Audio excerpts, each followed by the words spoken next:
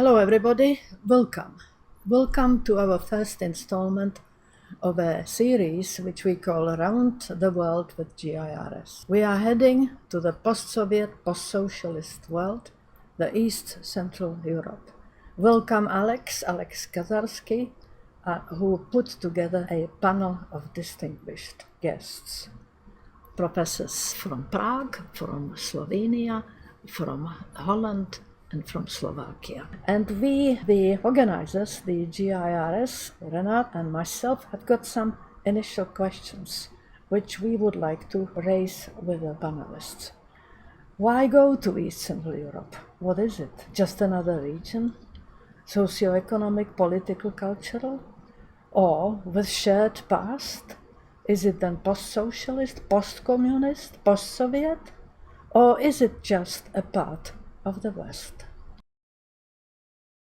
This is a special event because of our close tie to the Central and East European International Studies Association. The idea of creating a GIRS as a section of International Studies Association was born at CESA meeting in Belgrade 2 years ago, and thus it is important that our first stop around the world in the GIRS tourism is there. Where is East Central Europe? Well, it used to be very simple. There was the West, capitalist, and the communist East, First World, Second World, and the Third World. But then, at the end of the Cold War, these terms had to be retired. After socialism, was it post-socialism? Or now the Third World could not be third because there was no first and second. And quickly, there were scholars in different parts of the world who proposed that there is a parallel, a similarity between post-colonialism, that in fact post-socialism and post-colonialism are siblings. They are both somehow subaltern. They are former exploited parts of the world. And that's a huge part of the world. We will go through it shortly. So the choices were to either get inspiration from post-colonial studies, from international relations discipline, which we will soon discover which choice our colleagues made.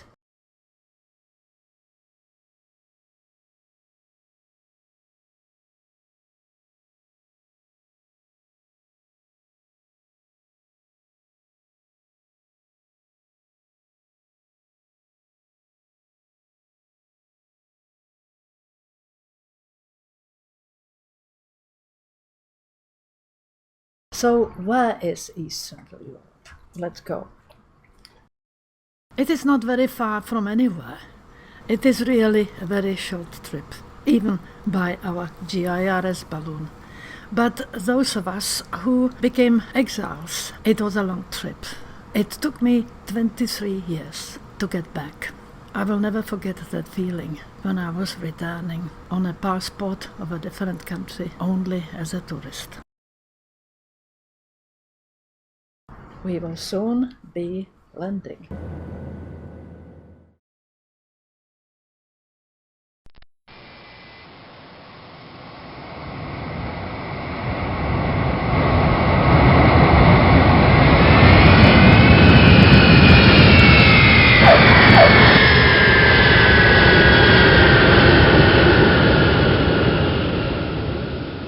Anyway, here we are, we have arrived. You see the list.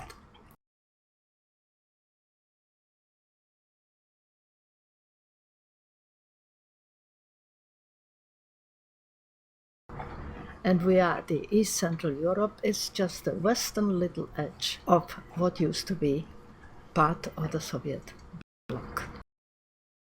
Let me talk about my little personal experience. I was raised there, and in the background I will play very quietly the song for which I got into trouble, namely the Soviet national anthem. Now it is a Russian national anthem, although they changed the words.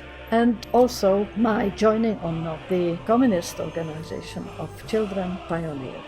And I said at school, I will never ever join the pioneer, and I will never sing the Soviet national anthem. Immediately, big trouble.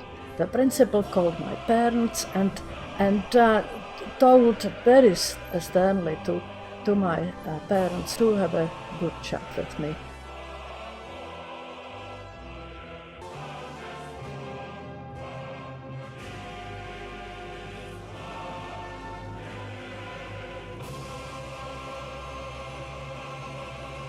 My father said, "Listen, this is how it was." And he explained that the big powers, and we are not a big power, Czechoslovakia, that is to say, were sitting around the table with a map on it, and they simply decided which part will go to whom. They drew a line, and we fell on the wrong side of the line, and therefore you have got to sing the Soviet national anthem and join the pioneer immediately. Well, that was my first lesson in international relations. Thucydides could have said it not better than my father. And indeed, this is how it was. And I learned not just the first lesson of international relations, I had to be quiet. That was the epistemological violence that you had to accept and not object. Learn not to discuss. This is how it was. When they were drawing the line, this is what it looked like.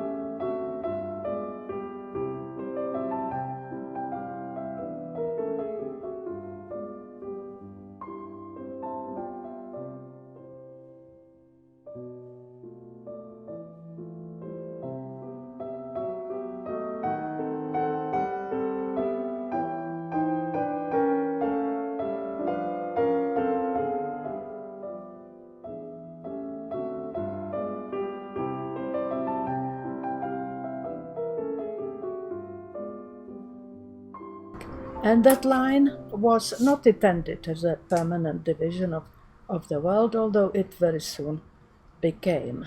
We know the speech, the Iron Curtain, and then it extended essentially worldwide into the division between the capitalist West and the communist Soviet part of the world.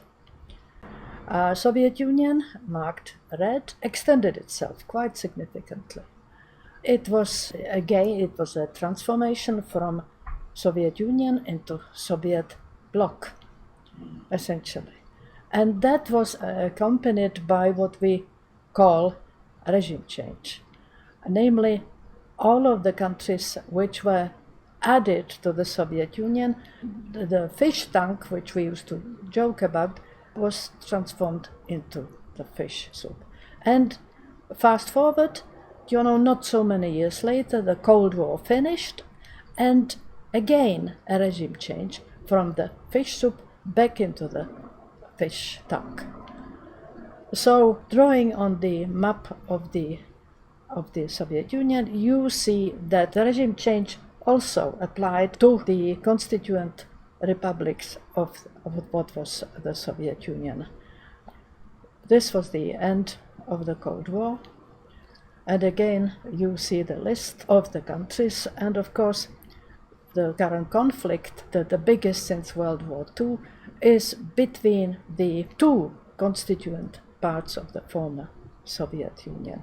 And here, we can't do any more than just concentrate on the narratives of international relations, because this is what the GIRS tries to accomplish from that part of the world.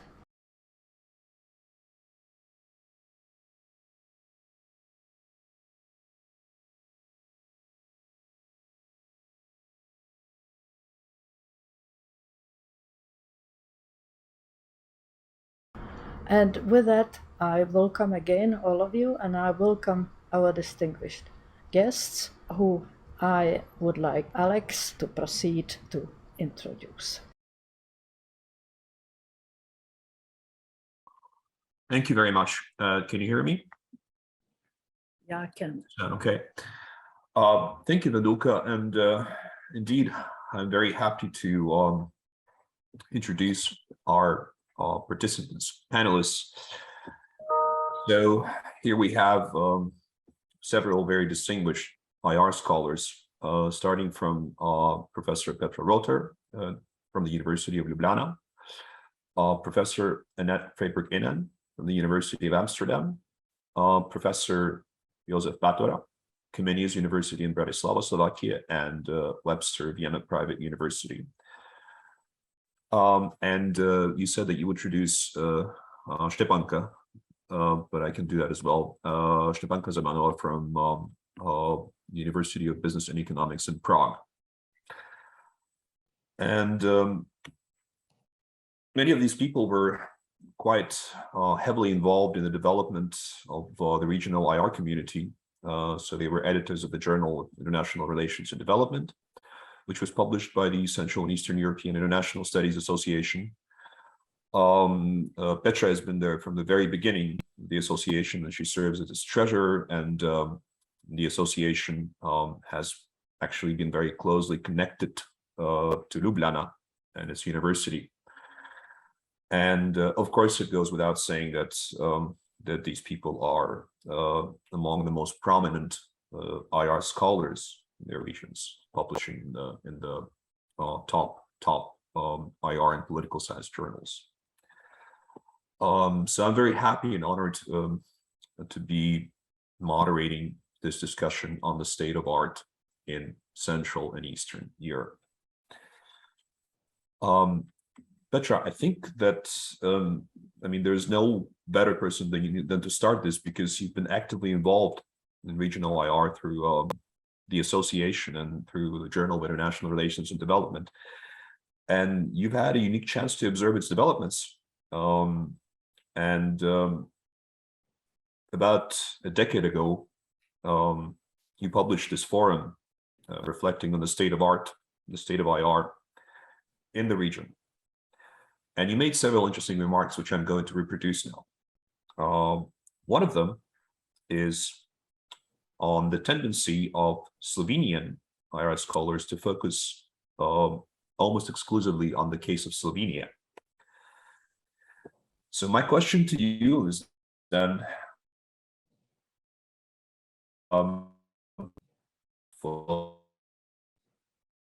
don't know about you, but our connection seems to be funny. Yeah, I also didn't hear quite clearly, and it was interrupted. Yeah. Did you hear the question? I think I understand the question. Shall we just continue, and then Alex joins us? Okay, thank you very much for organizing this panel. I'm really sort of grateful for the invitation. And before I try to address the question that Alex posed about the development of the discipline and sort of like the development since we last reflected on the discipline, just a couple of remarks on the introductory, fantastic sort of like lively presentation. Thank you so much, Vendulka, for that. It's curious how we in the region, at least in my part of the world, we speak of Central and East Europe, not East Central Europe. So I'm not sure if this tells us something, but we normally always start from the central part, which probably is another perspective on the region.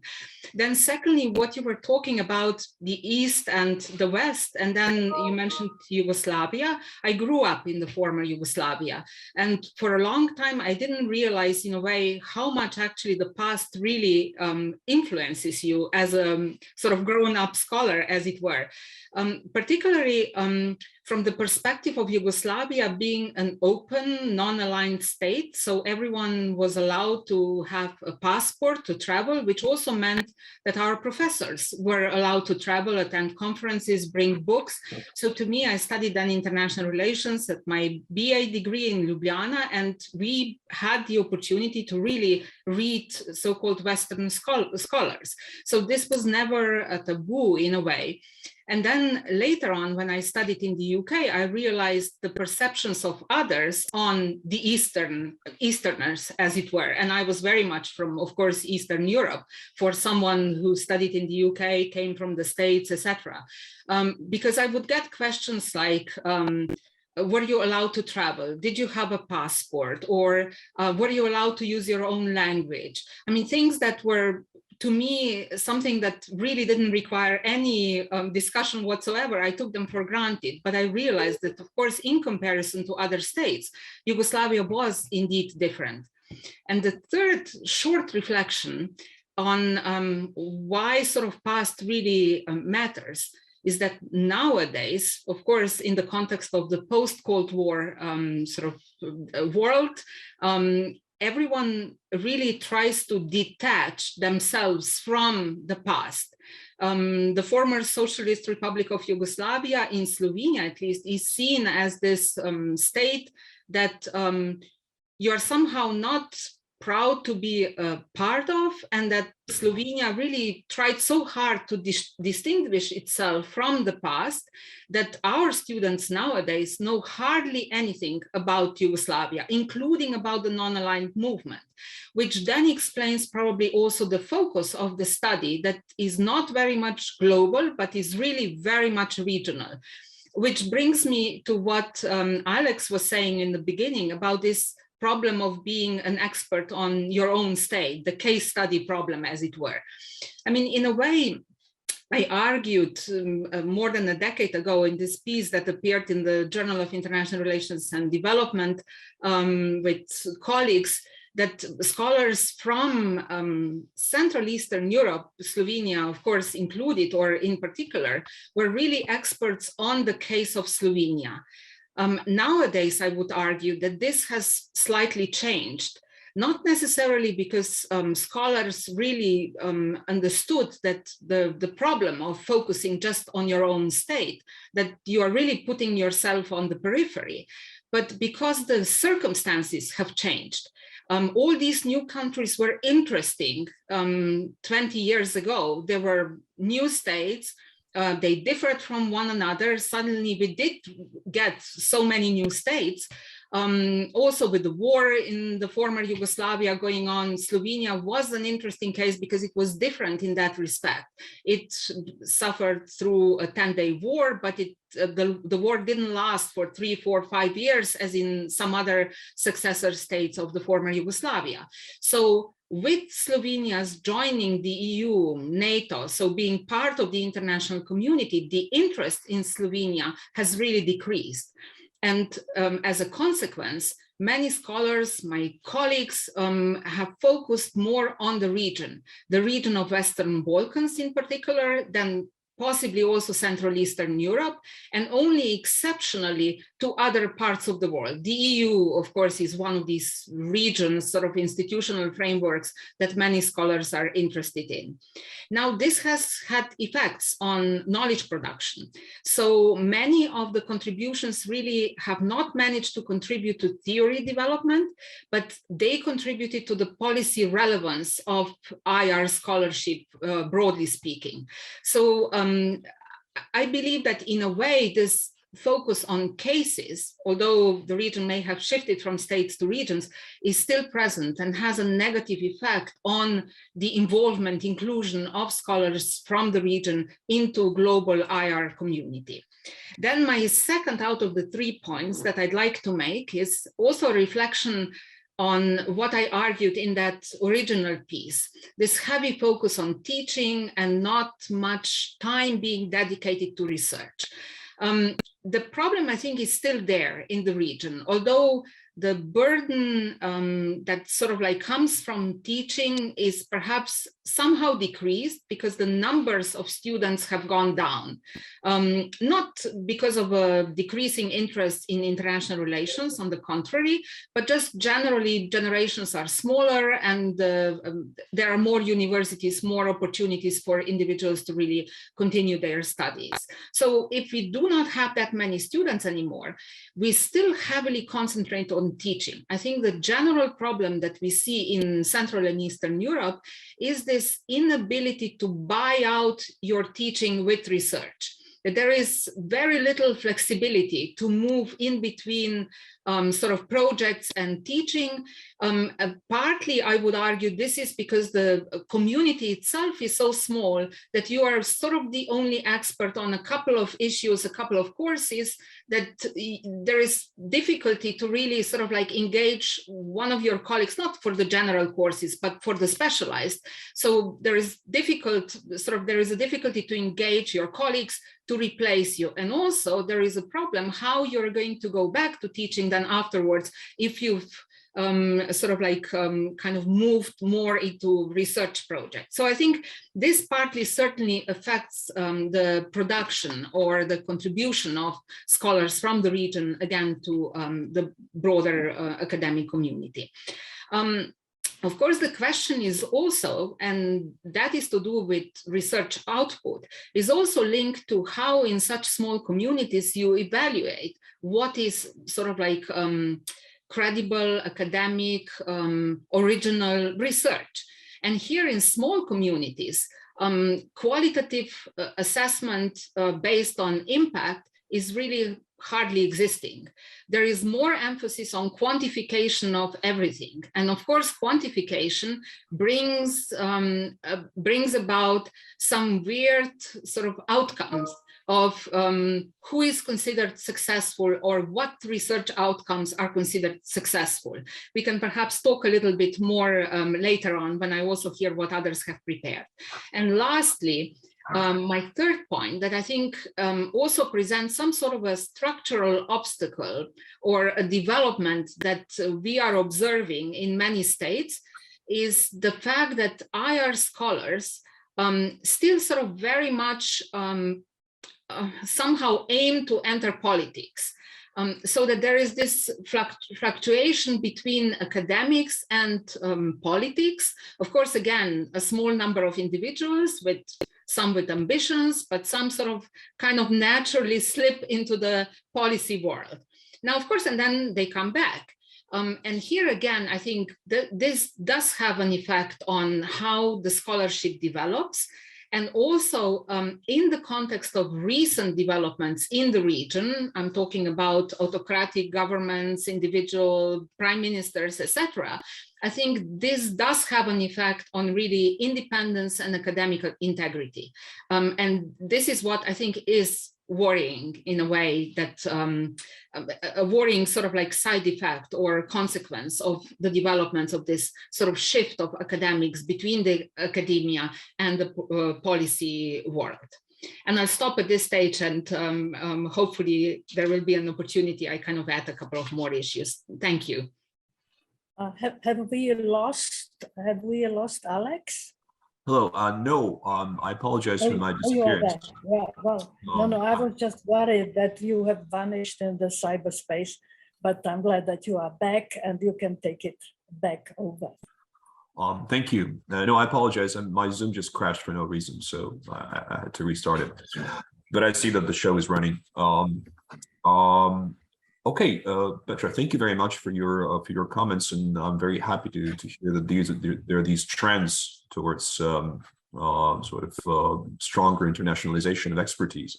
Although on my part, I would perhaps add as a very small comment that sometimes you become an expert on your own country not because you're looking for a niche, not particularly because of that, but because there is lack of expertise on the country. Simply not enough people who can write in English about a particular country. And I mean, I'm speaking from my own personal experience. I prefer not to write about my native country, but in 2020, when the protests erupted in Belarus, I felt that I had some kind of responsibility to communicate knowledge to the world about what just happened. Anyways, maybe we can come back to this later on. So I'm now moving from Slovenia to Slovakia. If I can Yes. butt in, I would like to make one point, namely, having listened to Professor Rota, I am so impressed with the command of English and all of that, but she studied in the West.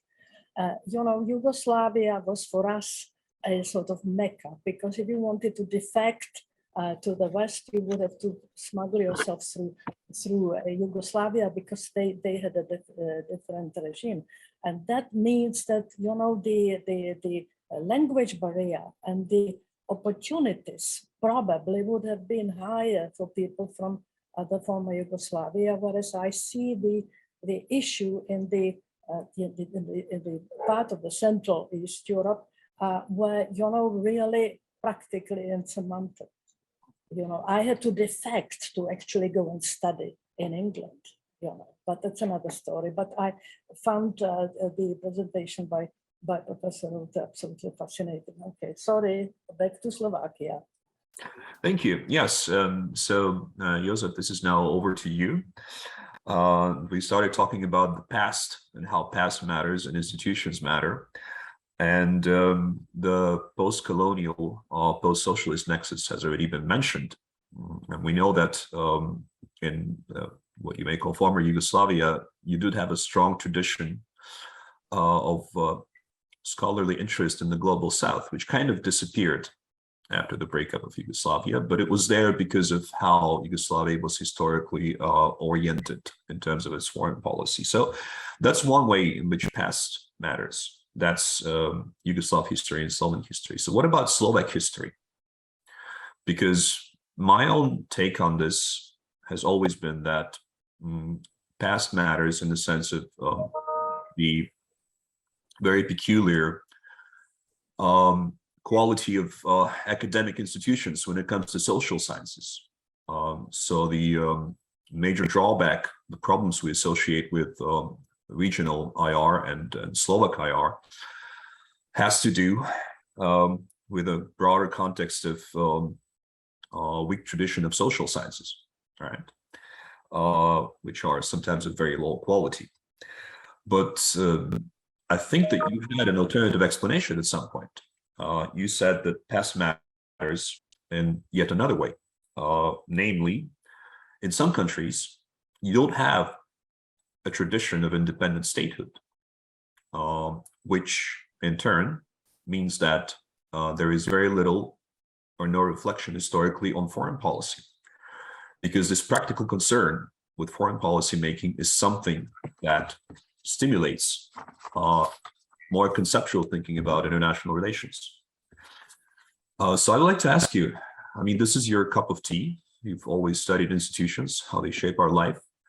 Could you maybe develop this a bit, reflecting on how the local institutional setting affects the development of IR?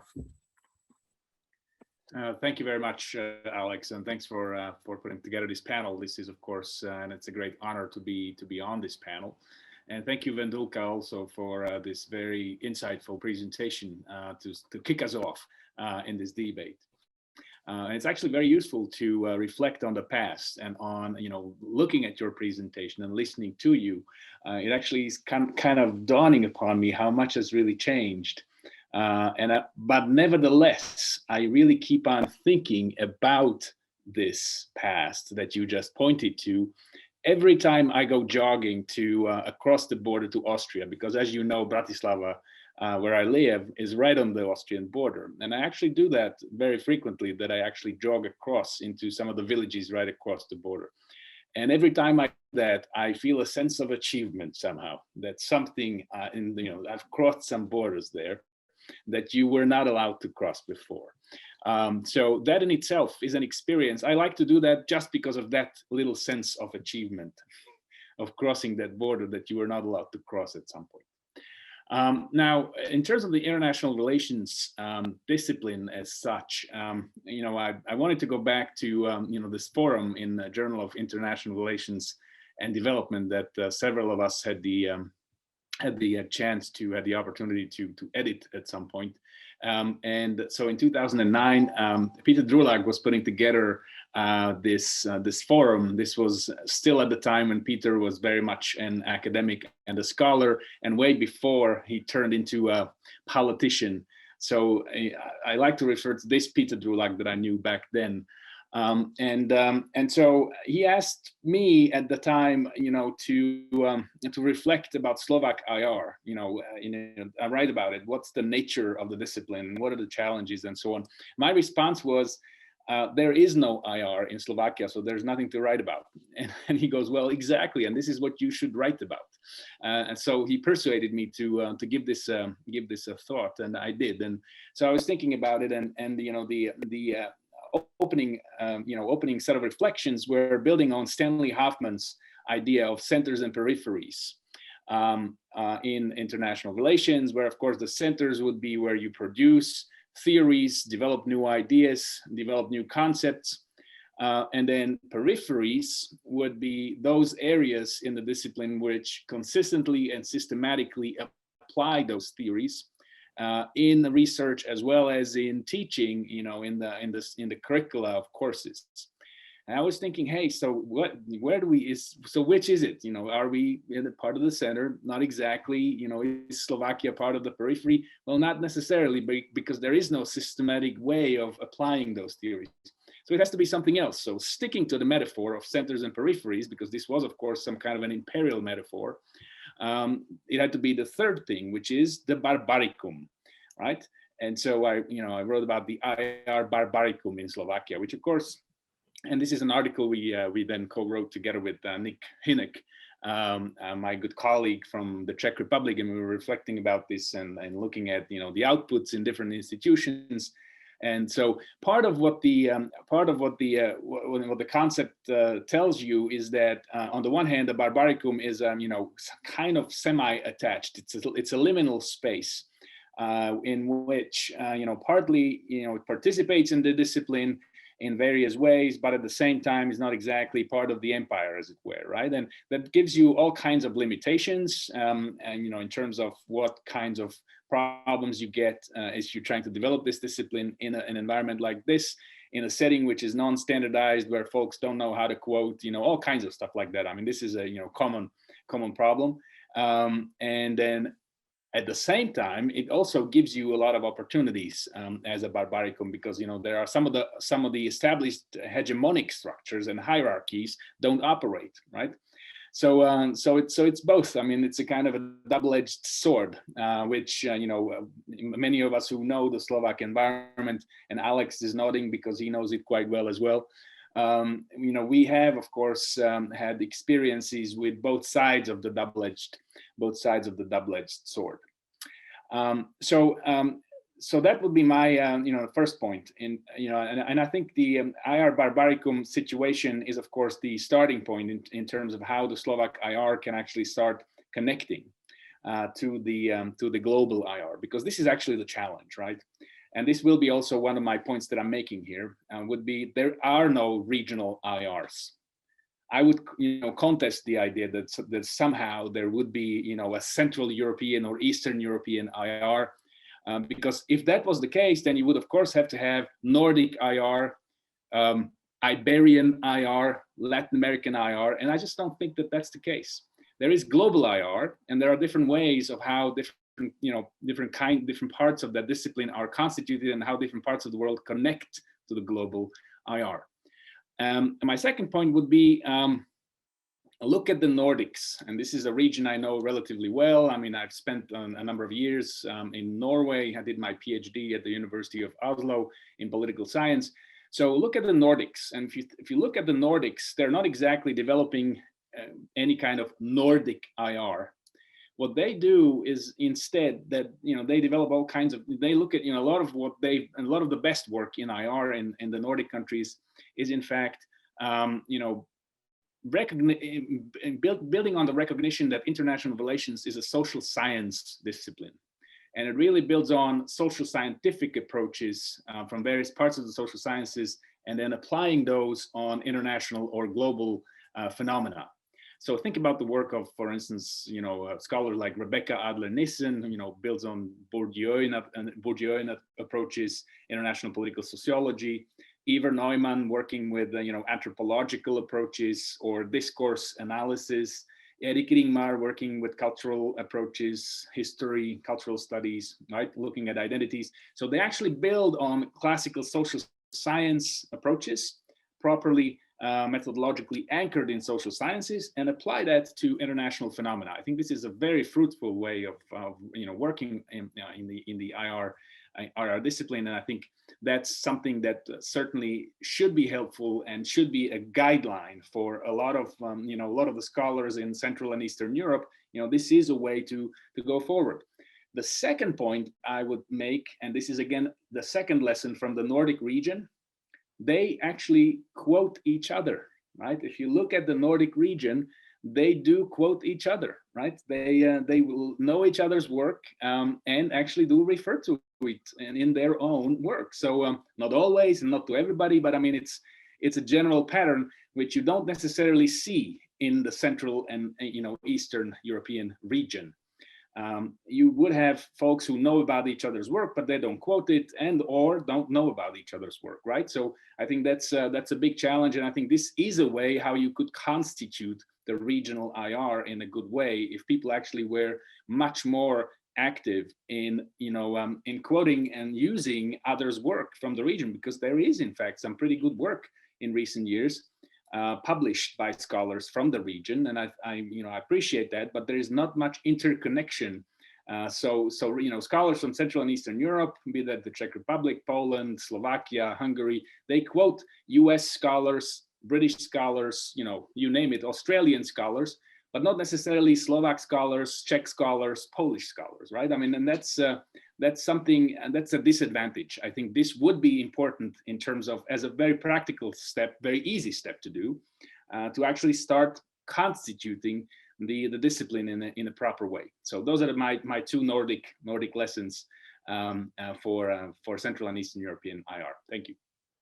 Well, if I can interrupt, I apologize, Alex, but I cannot refrain from making the following comment. What you are actually suggesting is that you are all realists, that there is a universal thinking about international relations, and it is just in these regional containers. Whereas, I have been obsessed, because I'm an exile, I've been obsessed with the tremendous wealth of thoughts of the Czech history.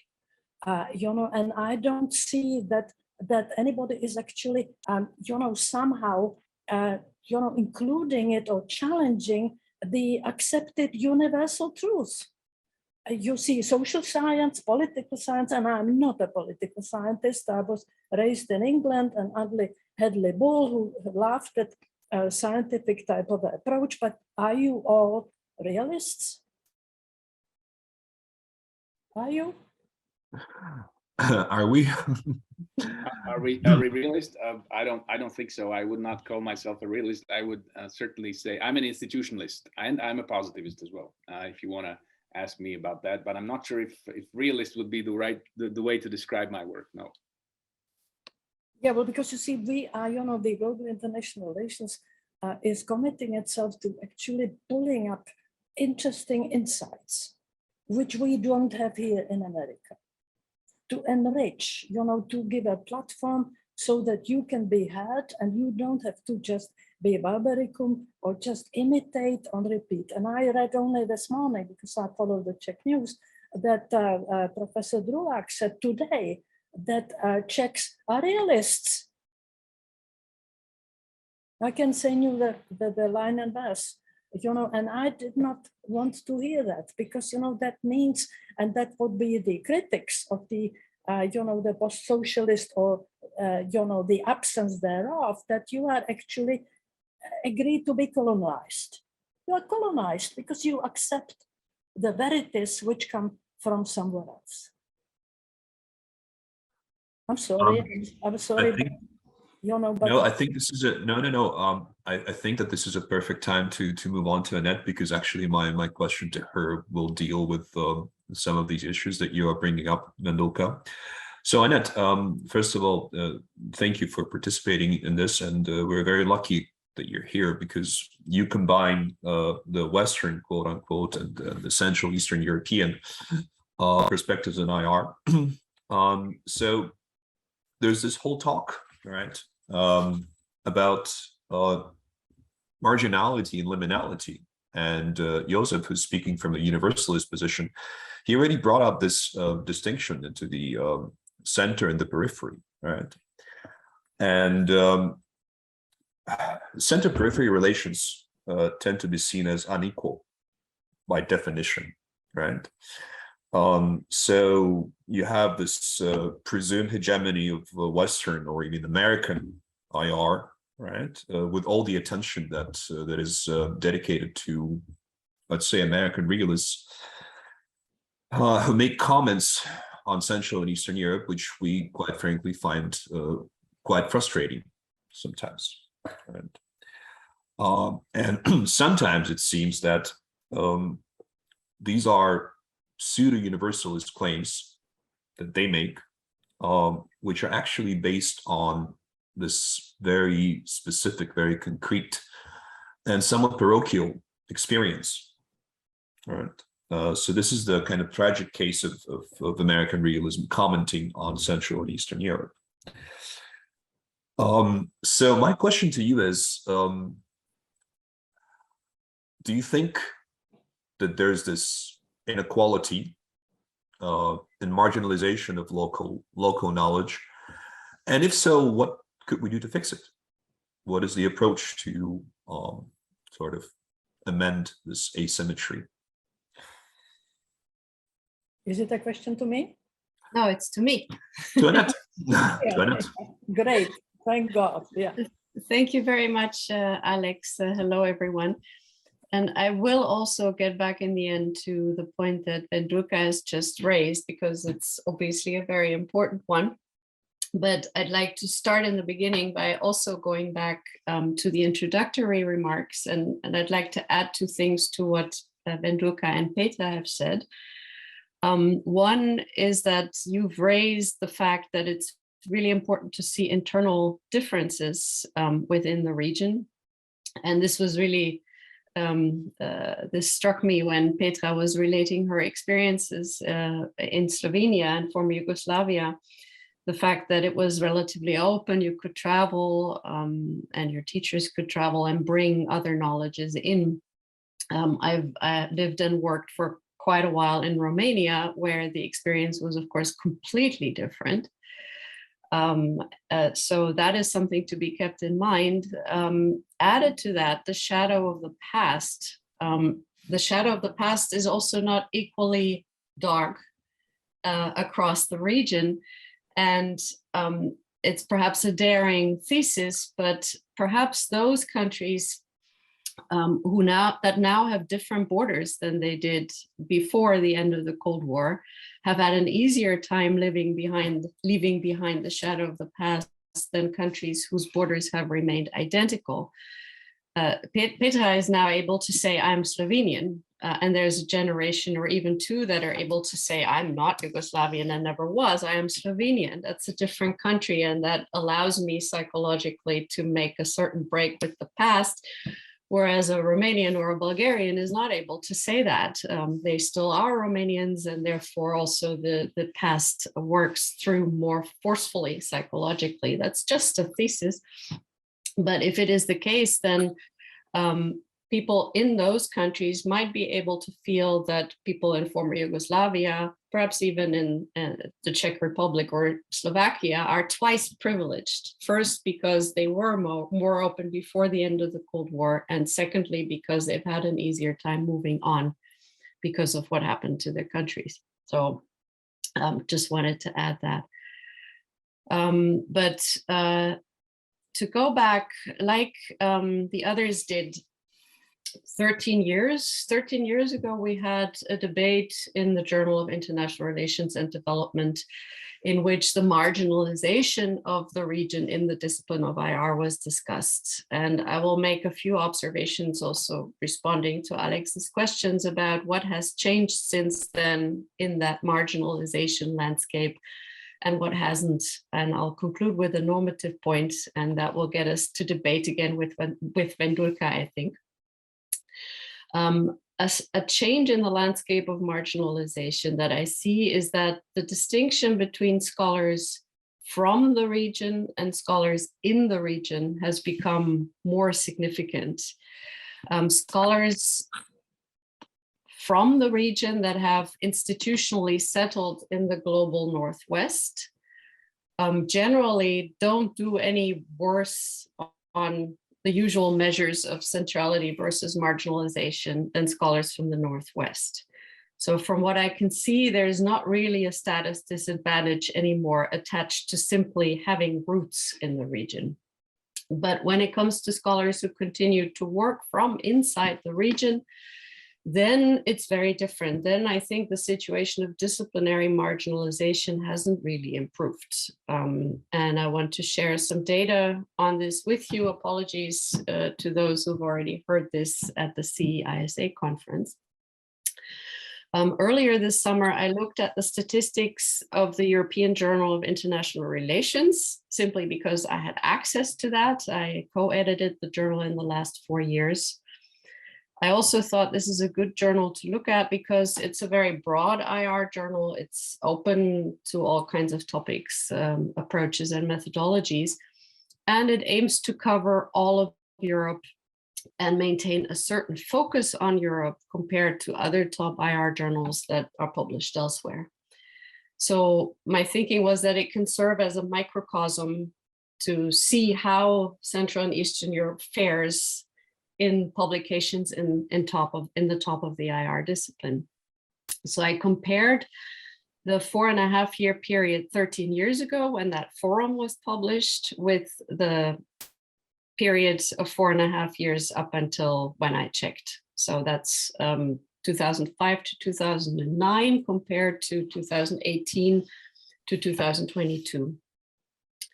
I found a number of things. First of all, of course, the number of submissions has increased. This is not a surprise, increased dramatically. The page allowance increased also, but still the acceptance rate declined dramatically to about 10%. The EJIR became, in this period, really a top journal. But what about the institutional affiliations of the authors? In the first period, 2005 to 2009, there was not a single submission from an author affiliated in Central and Eastern Europe, not one, in the entire 4.5-year period.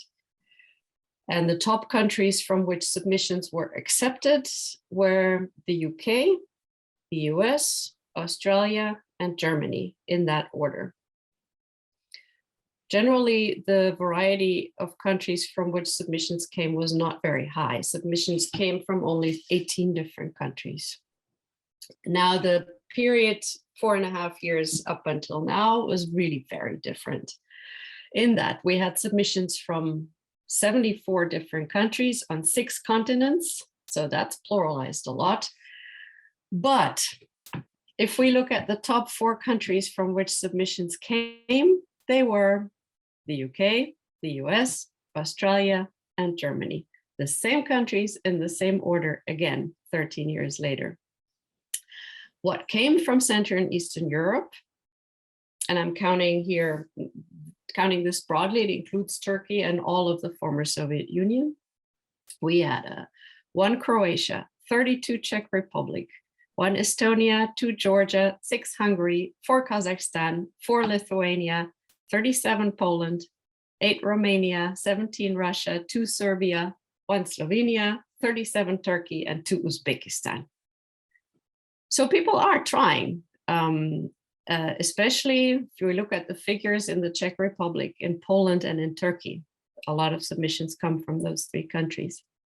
But, and this is of course the punchline, from among those 154 submissions, only 5 were published. Those were 2 publications from Hungary, 2 from Turkey, and 1 from Russia. And that's a regional acceptance rate of a little over 3% compared to an overall acceptance rate of 10%.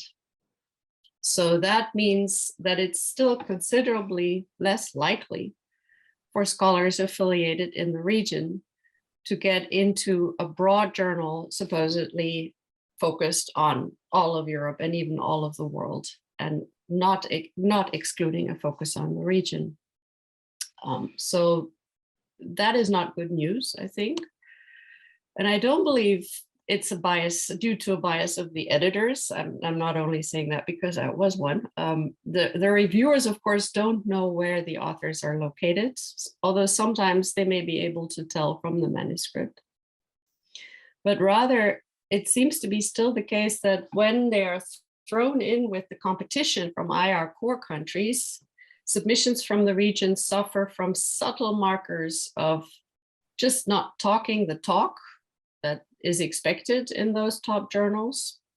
They're not privy to what's sometimes called the hidden curriculum of global IR. Now, when Petra, Jozef, and I co-edited the Journal of International Relations and Development, we talked a lot about this problem. And I've concluded at this point, and here we get to possible solutions, is that a top journal that wants to even up the success rates for IR non-core regions has to do something extra for submissions from that region, like an extra round of review or increased editorial support. In any case, the balancing out does not seem to want to happen by itself, even over fairly long stretches of time. Now, I want to also stress that the benefits of working to balance access, they don't only pertain to equality of opportunity, but this also has real world relevance, because right now the policy world outside the region is dominated by those figures who annoy us, as Alex has opened my talk, those West-planers, scholars that have a big name in the field but don't really know the region. They comment on the region and they give policy advice, and they are published and they are listened to. And they should be confronted for reasons of substance. And that's for me also a very good reason for editors and publishers to go the extra mile to get region-based scholarship out there. For now, scholars from the region still have a really hard time getting their work into the top journals. And when it comes to the international reputation of scholarly institutions in the region, there's also been only moderate improvement, in some places no improvement at all. Of course, we used to have the CEU until it was booted out of the region. We could talk about what that means. And we know that there are institutions in the region, or parts of institutions sometimes, that do really well if you get to know them. The teaching is of high quality, the supervision, they produce good scholarship, but people elsewhere don't get a chance to get to know these institutions and aren't aware of that fact. They're invisible. You have to have seen them, experienced it with your own eyes to see that there's actually good scholarship going on. So for one's career, it's clearly still better not to be affiliated in CEE, but rather at some place in the UK or Sweden or wherever, even if that place isn't factually any better. And for the same reason, also when it comes to international cooperation, for example, in big research grant teams, it's still true what Petra and Peter Drulak wrote 13 years ago, I think, that scholars based in the region often serve in such teams as country or regional experts when they make it onto the teams at all. And this pushes them into a niche of knowledge production.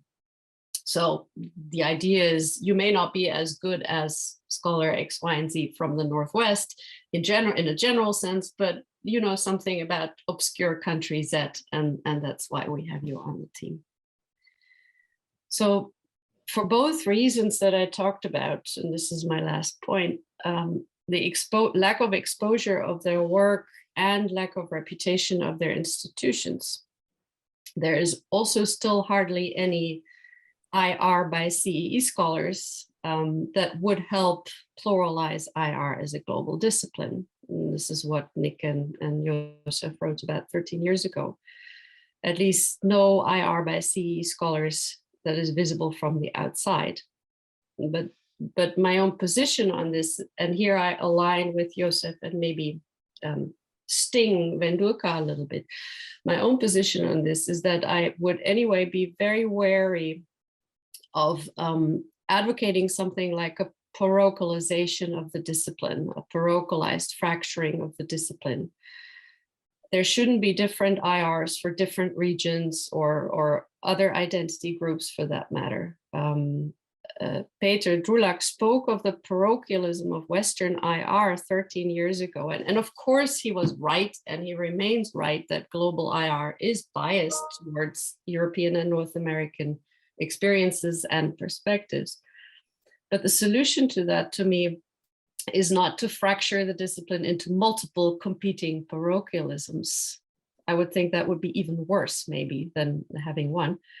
I think what should take place instead is an opening, a development of genuine curiosity about others' experiences and insights, and then an integration of these different perspectives and different knowledges. And in a book that recently appeared that seems to me a good example of such an approach is Aisha Zarakol's book. It's 11 o'clock.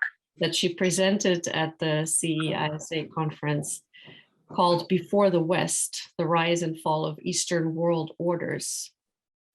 That's a good example of what I mean. And as Petra has stressed, this opening, it mustn't be a unidirectional process, and this is important with respect to both types of mobility of people and mobility of ideas.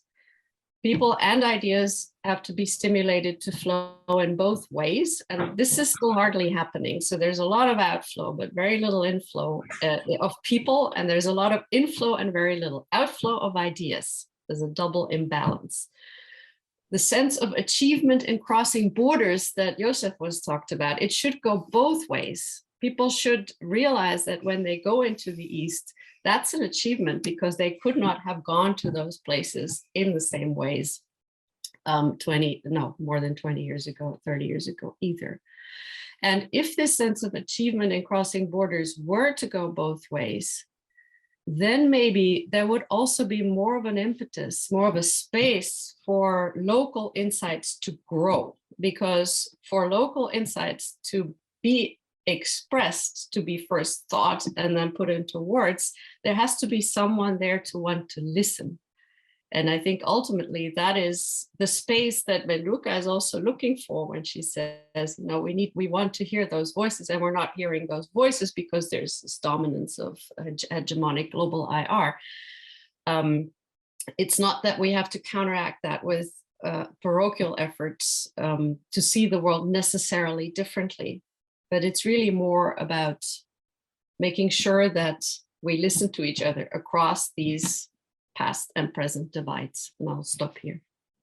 Could I just, I think really this is very beneficial for us, because we probably should co-opt some of you to the executive committee of the Global International Relations section, because, we would then try to disabuse you of our emphasis on parochialism. We believe that we view the world through the windows of a parish. You see where you are from, you have been raised there, you are marked by the memory, your identity, and all of that stuff. And there is nothing wrong with that. There's nothing wrong with that. And GIRS is not going to inflict on everybody Mersheim's view of the world, which is becoming now, the sort of a vogue, I would imagine, that we are just to listen to each other. The parochialism, I suffered all of my life from being punished because I had a bias. I went to my first job in New Zealand, and the chairman of the department said, "You are in a wrong job.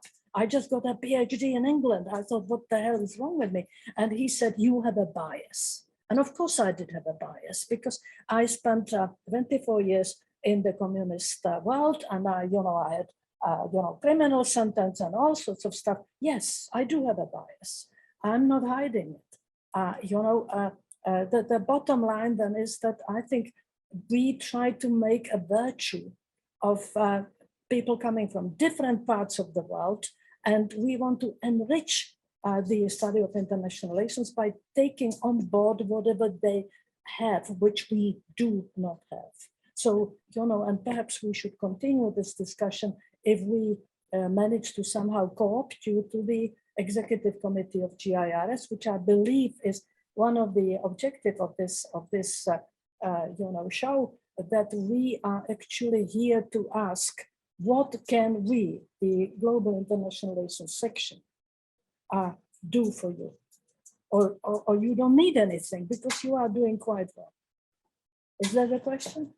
And I think Stepanka has got things to say which actually contradict what you said, that there is actually a hell of a lot, which, you know, she already discussed it with Amita Acharya when we had a separate presentation, that there is an enormous amount which we should be doing and we are not doing. Actually, this was my aim with which I joined the discussion today. It was not to give the presentation as you, but maybe ask the question, so what? Because you presented wonderful analysis of what are the problems of the region. You already showed some solutions. But the question is, what can the institutions and in particular ISA and global IR section do for that? So what are your recommendations? And also this is the matter of continuity of our workshops, because we addressed this question last time and we got a view from outside. So what are the demands from inside the region and how global IR section could help? Yeah, well, that was what, you know, if you did not watch the little video of this Amita Acharya, which is full of wisdom, and he, by the way, wants to attend your next CESA, you know, conference. He is asking for it all the time. And, you know, Stepanka said something different. She said, and I heard it also from I think, Ukrainians before the war, that they are now evaluated based upon whether they manage to publish in the mainstream American or West European things. And it is very hard for them to do it. It is very hard for them to take part in these global shows. The annual conventions of the International Studies Association is very expensive, but nonetheless, they would like to be there. They would like to have an opportunity to get postdoctoral fellowships. All of that stuff is what Stepanka voiced. And that was what in fact very much intrigued Amita Acharya, to the extent that we might actually return to it. And I'm very happy to hear that this is not a sort of a universally shared complaint, that, you know, what I hear from Petra and the others is that you are doing fine. You are doing fine. But you know, is that true? Is there something which this global international relations section can do? What we are doing, for instance, is that we are doing this little forum with you, which will be all over the place. You know, we got for the earlier thing, we now got 1,300 hits. You know, so we are actually we are using the facility of the ISA to actually introduce you via our channels. Amita Acharya also said that there should be some sort of a practice for students from your part of the world of how to prepare submission for the convention to ISA, you know, how to write a paper, what to do, because there are travel grants, there are all sorts of things, and we should open the door to you so that you really would be able to actually participate and you would not just be colonized, which is what. Thank you, Vendulka. I would maybe add to this before giving the floor to the panelists to answer this question: what can the ISA do for us? I would, you know, maybe share my own experience with internationalization of IR, which sounds strange in itself. I had the honor of serving as the program chair for this year's conference in Bratislava, organized by the CESA. And I was actually quite depressed by the low numbers of PhD students who applied to the conference. Slovak PhD students, you know, who did not even have to have any funding to travel to the conference because it was in Bratislava. So it is, of course, about opportunities, but it's also about the will to be included in the broader conversation. And sometimes I feel that this will is not there; it's missing. But still, the question stands: what can the ISA do for Central Europe?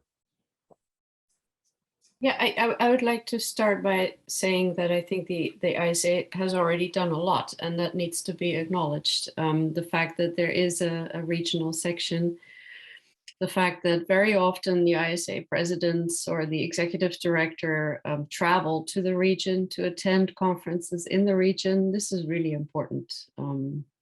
So Tom Volgi, the former director, has come, I think, to pretty much every conference, every big ISA international relations conference that was organized in the region, and given his personal support. So that matters, and the travel grants are helpful. Of course, there could be more of that. Of course, there could be more money, but there is already a lot of support. So I want to start by saying that. Maybe if we focus more specifically on the global IR section, because we are entirely new, we are just establishing our agenda. So what could the section do for the region? Yeah, well, you know, I think this is very, very opposite, because I'll repeat it again, that actually the initiative of creating this global international relations section originated in Belgrade at CESA. You see, I started after a long, long exile. I started going to Prague without being afraid to be locked up or whatever. And thanks to Stepanka, I had an opportunity to teach there, which, you know, made me extremely happy that I could go home after exile so many years. And, you know, and essentially, I wanted to do something for the Czechs, and I talked them into trying to actually affiliate, to create a section at the International Studies Association, because I'm now based in the United States. So I feel responsible for that. And we got, in the end, we got support from 53 countries. And now we have got to, I want to strengthen the participation of your part of the world, in order that it is not just sort of engulfed by the post-colonial studies. You see, this is the danger. I want to, you know, I would like to strengthen the visibility of your part of the world, and, you know, make you as visible as possible and try to learn from you. Not necessarily taking on board your views, but, you know, so that we see the big mosaic of what the global international relations is, that it is not just a mainstream social scientific product, which is now being challenged even in the United States. So why reinvent the social scientific wheel, you know? So anyway, that's what I wanted to say. Anybody else could tell us what we could do? Nothing. Well, I think you know, in addition to what was already said, I think there's a good you know, there should be an opportunity for networking at the ISA of the scholars from the region, right? I mean, because I mean, when you get to drink a beer together, drink a coffee together, if you want to call it that, yeah. That always you know, you get to know people better, and you put a face to a text, to an article, and that way you can certainly then establish more systematic cooperation. You're more likely to quote colleagues. So it would make sense if the ISA somehow, you know, set aside a little bit of money for a little reception for Central European scholars, including the junior scholars, senior scholars. Yeah. Well, what is occurred to me immediately is that we would somehow try to co-opt some of you, and you are a very impressive bunch, to actually join the executive, so that we are, you know, because so far it is just three of us. It's Stepanka, me, and Renate, who are coming from your part of the world. And, you know, and I really can hardly say that I come from that part of the world, because I spent all of my life somewhere else, you see. Sorry, my dogs are telling me that I talk too long now. Stepanka knows my dogs. Anyway, so I think this is something very, very relevant, that, you know, we could somehow, through Alex, so if you could directly cooperate, write to me whether you would actually find the time to serve on some sort of a subcommittee of ours to strengthen on the platform of the GIRS the awareness of your part of the world. Okay, so it was not my intention to say we are fine. I think far from it. But I think I really would like to get back to what Annette was saying. I see the diversity of individuals really important, and I think it's important that individuals have an opportunity to sit at the same table, not discussing just the region, but sort of participating in discussing anything of relevance. Something similar to how, you know, we still don't have sort of a balanced representation of the genders at these big roundtables, or sort of like senior scholars, or whichever way you want to name it. I think the same goes then for regional kind of perspectives on issues of our own sort of importance wherever you are.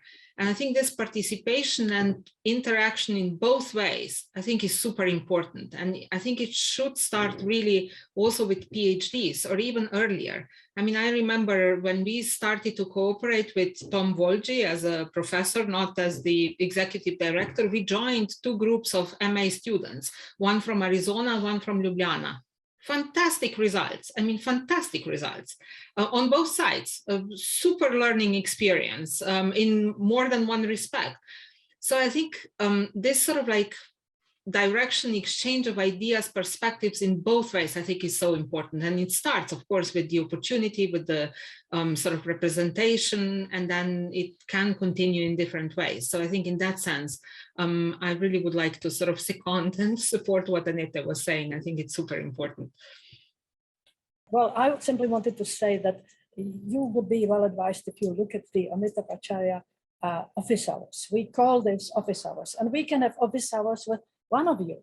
You know, this is now a rubric which we have created, and we can call upon expertise of scholars from wherever they might be to actually, you know, open the door to any question which a student or aspiring academic or you know, a faculty member can actually ask. And we already had it, and it was great fun. There was a lot of wisdom which he actually managed to compress into it. But what I think I would, in the first instance, I would like to do as a sort of a take from having the great pleasure of meeting all of you, I would like to suggest that we create some sort of a subcommittee, and I'm not into subcommittees, bureaucracy and all of that, but I think it would be very, very important to you know, to be formally connecting to you so that we can balance the emphasis which is you know, given more or less by the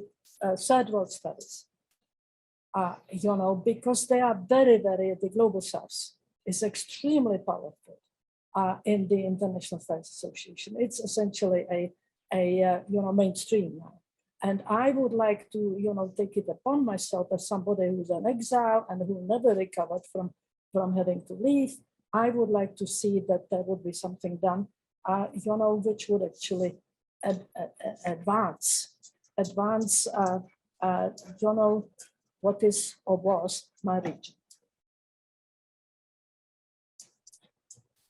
Well, I was, you know, fascinated by your presentations, and I think it is, I repeat, very important for you to know that this GIRS, which is now the brand new section, and very much, you know, as Mark Boyer, the executive director, he calls it a toddler because we already only existed 6 months, but very precocious little toddler.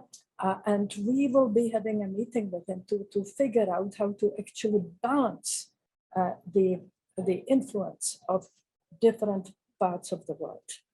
And for that, I am ever so grateful that I had a chance to listen to you. So, you know, don't be surprised if we bug you and ask you whether you would like to cooperate with us beyond this point.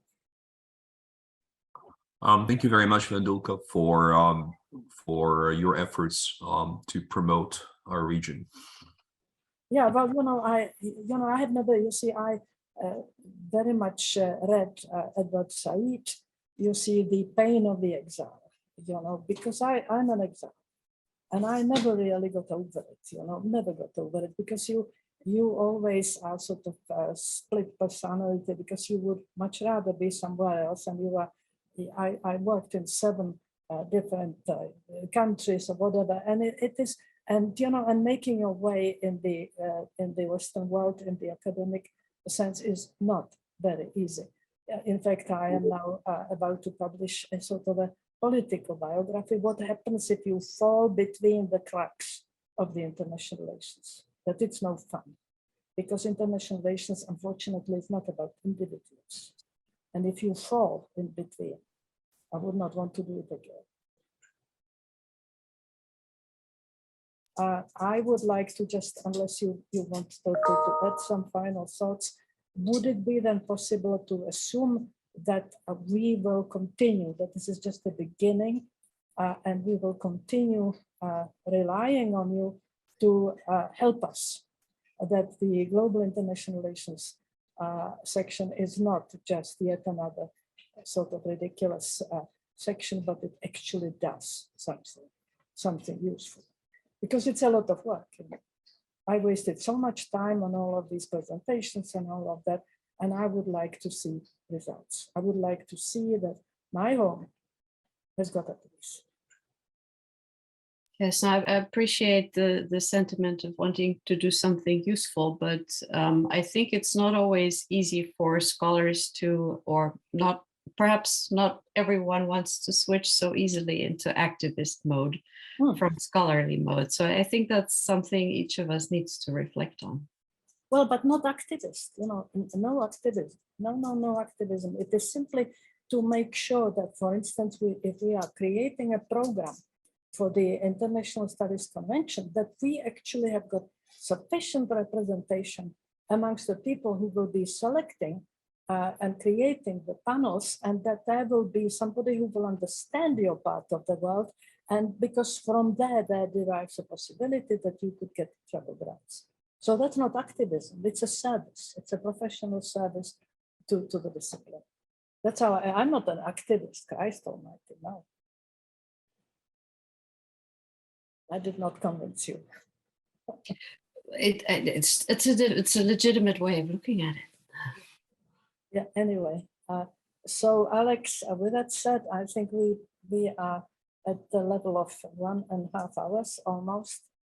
So I think I would very much like to thank you that you actually agreed to be the first step or first stop on our travel around the world, because this is our series, and it is symbolically for me important that we want to your part of the world. And I hope that you might come with some other ideas. You now know us, that if you think of something that we could do from the position of the International Studies Association, I will be delighted to help. Thank you. Thank you so much. We look forward to the next webinars with the other regions. That will be very interesting. Okay. All right. Thank you very much. And I think at this point we can close.